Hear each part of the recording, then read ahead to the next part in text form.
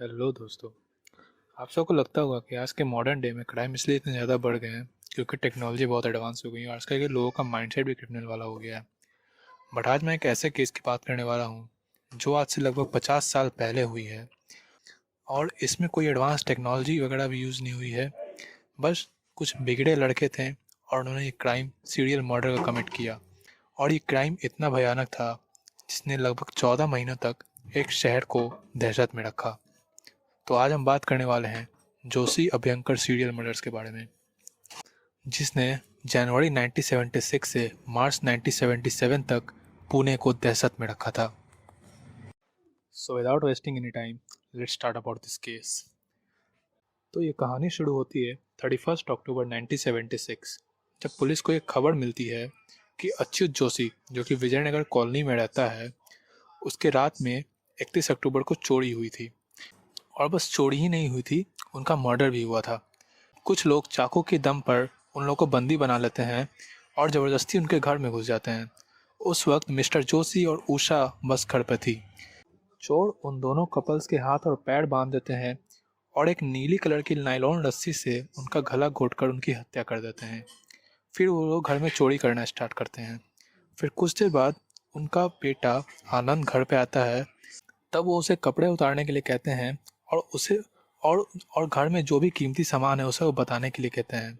और फिर फाइनली उस सेम नायलॉन रोप से ही उसका भी गला घोंटकर हत्या कर देते हैं। जब पुलिस को ये खबर मिली तो वो डायरेक्ट उस सीन पर पहुंचे। वहाँ उन्होंने बॉडी को पोस्टमार्टम के लिए भेजा और कुछ क्लू नहीं मिलने की वजह से और ये केस ठंडा हो गया। फिर 22 नवंबर 1976, लगभग 21 दिन बाद, यशोमती बाफना, जो कि शंकर सेठ रोड के में एक बंगलों में रहती थी, उनके घर पे भी चोरी का अटैक हुआ। बट खुशकिस्मती से सिक्योरिटी गार्ड्स और बाफना ने उन चोरों का सामना किया और फाइनली उन लोगों को भागना पड़ा, जो कि बाउंड्री वॉल कूदकर भाग गए थे। फिर उसके बाद एक मेजर इंसिडेंट होता है 1 दिसंबर 1976, तो जो कि अभयंकर फैमिली के साथ हुआ था। तो 1 दिसंबर 1976 लगभग रात के 8 बजे इन चोरों के ग्रुप ने स्मृति बंगलो, जो कि उस घर का नाम था, उस पर अटैक किया, जो कि अभ्यंकर का था। उस घर में उस वक्त 5 लोग थे। पहला काशीनाथ शास्त्री अभ्यंकर, जो कि एक राइटर थे और काफ़ी बूढ़े थे। उनकी उम्र लगभग 88 साल थी। और उनकी वाइफ इंदिराबाई, जिनकी उम्र 76 साल थी। और उनकी मेड सकूबाई वाघ, जो कि 60 साल की थी। और उनकी ग्रैंड डॉटर जूही, जो कि 20 साल की थी। और उनका ग्रैंडसन धनंजय, जो कि 19 साल के थे। उनके बहू और बेटे उनको उस वक्त घर से बाहर गए हुए थे कुछ काम से। तो रात के 8 बजे चोरों ने दरवाजे पर रिंग बजाया। तो धनंजय जल्दी से उठ कर गया, उन्हें लगा कि उसके मॉम डैड आ गए हैं। जैसे उसने गेट खोला, उन चोरों ने उसके मुंह में कपड़ा ठूस दिया और उसके हाथ पैर बांध दिए और उसे फिर घर के अंदर ले जाने को कहा। फिर डर के मारे धनंजय उन्हें घर के अंदर ले आया। और सिमिलरली यहाँ पे भी उन चोरों ने इन सारे लोगों के हाथ पैर बांध दिए और एक एक करके घर के सारे लोगों को नायलॉन की रस्सी से ही गला घोंटकर मार दिया। बस उसने एक आदमी को छोड़ा था, जो कि जूही, उनकी ग्रैंडसन थी।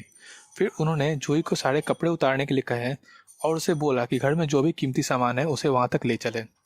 फिर चोरी करने के बाद उन्होंने जूही की भी नायलॉन की रस्सी से गला घोंटकर हत्या कर दी। आप लोगों को लग रहा होगा कि आखिर चोरी ही करनी थी तो उन्होंने जूही को क्यों छोड़ा, और छोड़ा भी तो उससे पहले उसे कपड़े क्यों उतरवाए गए। तो पुलिस का कहना ये था कि उसे कपड़े इसलिए उतरवाए गए ताकि वो घर से बाहर भाग ना पाए और किसी को भी हेल्प के लिए बुला ना पाए।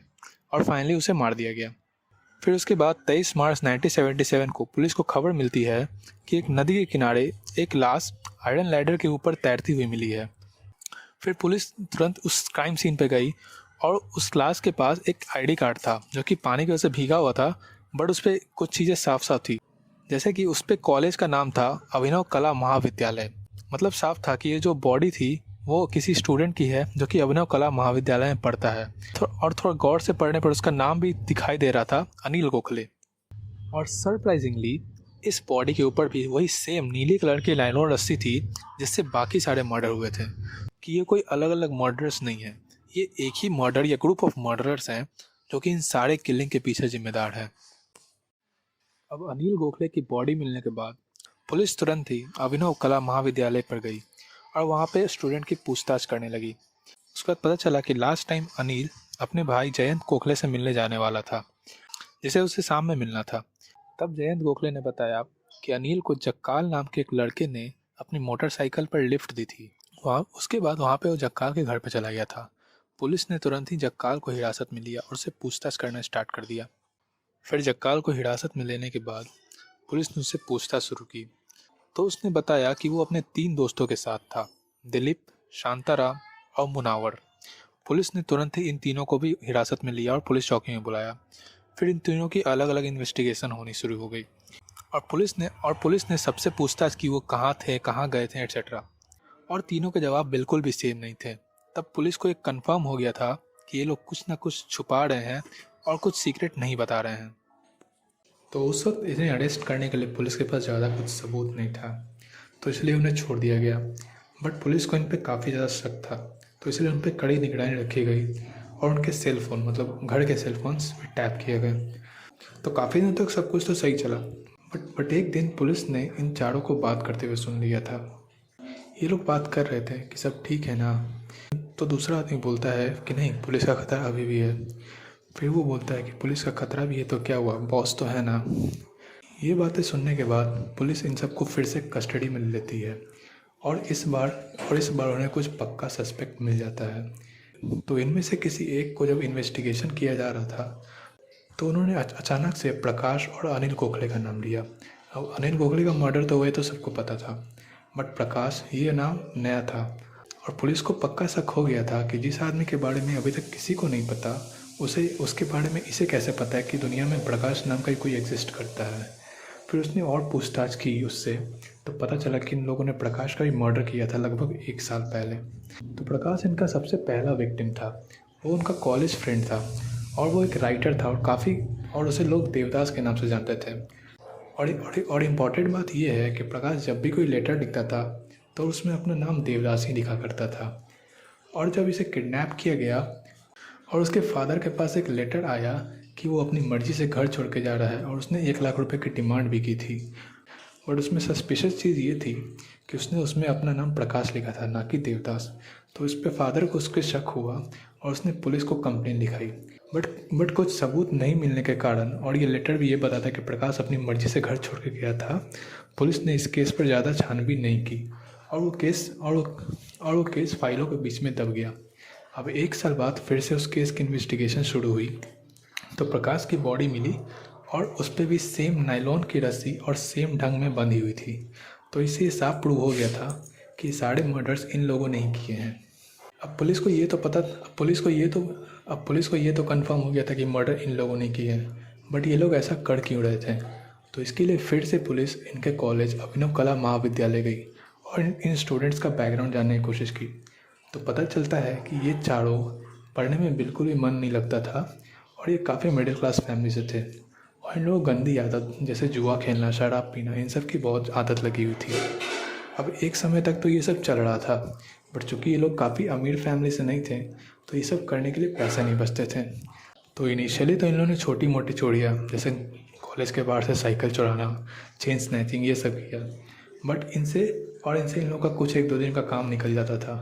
बट अचानक से इनमें से किसी एक के दिमाग में आया कि हम लोग इतने छोटे काम क्यों कर रहे हैं, कुछ बड़ा हाथ मारते हैं ताकि 1 साल का खर्चा आराम से निकल जाए। तब ये लोग चोरी करने का प्लान बनाते हैं और इनका सबसे पहला विक्टिम प्रकाश ही बनता है, जिसे ये लोग किडनैप करते हैं और इसे धमका कर एक लेटर लिखवाते हैं अपने पापा को, जो उससे पैसों की डिमांड करता है। बट उस लेटर में प्रकाश ने देवदास की जगह अपना नाम लिख दिया था, जिसकी वजह से उसके फादर को शक हो गया था। बट पुलिस ने उस वक्त कुछ ज़्यादा छानबीन नहीं की थी इसकी। और फिर जब एक बार पुलिस उनके कॉलेज गई थी छानबीन करने के लिए, तो वहाँ पे उन्हें एक काफ़ी सहमा सा लड़का मिला था, सुहास, जो कि काफ़ी डरा हुआ था। पुलिस को लगा था कि पुलिस की वजह से डर रहा है क्योंकि कॉलेज में पुलिस इन जनरल आती नहीं है। और जब पुलिस उसके पास गई उसे शांत करवाने के लिए, तो वो और भी ज़्यादा डर गया। तो पुलिस उसे पुलिस स्टेशन ले आई और उसे पूछताछ करने लगी। तो सुहास ने ये बताया कि अनिल गोखले का मर्डर इन चारों ने ही किया है। अब पुलिस ने पूछा ये उसे कैसे पता, तो सुहास ने बोला कि ये इन चारों ने खुद ही उसे बोला है। अब पुलिस को एक प्राइम सबूत मिल चुका था और धीरे धीरे कर इन चारों ने भी अपना गुनाह कबूल किया था कर लिया था कि मर्डर्स इन लोगों ने किए हैं। उसके बाद पुलिस ने इन सबको कोर्ट में पेश किया और लोकल कोर्ट ने इन्हें सेंटेंस टू डेथ दिया। और इस कोर्ट के फैसले से ये चारों खुश नहीं थे, तो उन्होंने हाई कोर्ट में अपील की। बट हाई कोर्ट ने भी सिविल कोर्ट के फैसले को ग्रीन फ्लैग दिखला दिया और इस सेंटेंस टू डेथ को कंटिन्यू किया। वो फिर भी खुश नहीं थे चारों, और फिर उन्होंने सुप्रीम कोर्ट में गुहार लगाई। बट वहाँ पे भी इन्हें निराशा मिली और वहाँ पे भी हाई कोर्ट के फैसले को ग्रीन फ्लैग दिखा दिया गया।